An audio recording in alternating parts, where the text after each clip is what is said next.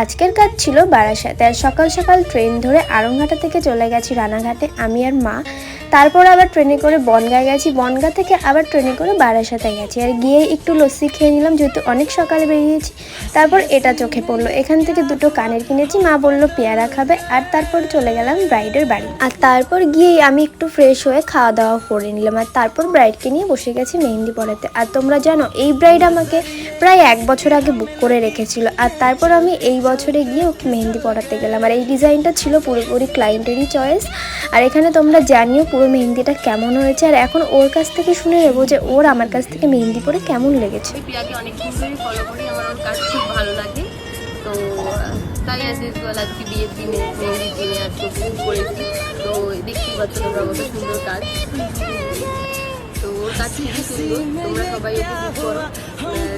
দেখো ও আমার স্পেশাল দিনটাকে আরও বেশি স্পেশাল করে দিয়েছে এই এত সুন্দর করে মেহেন্দি।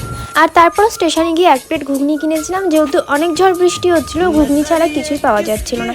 আর তারপর দেখি ট্রেনও ঢুকে গেছে। আর এটা ছিল লাস্ট ট্রেন, মানে এটা যে করেই হোক আমাকে ধরতে হবে, নাহলে আমি বাড়ি যেতেই পারবো।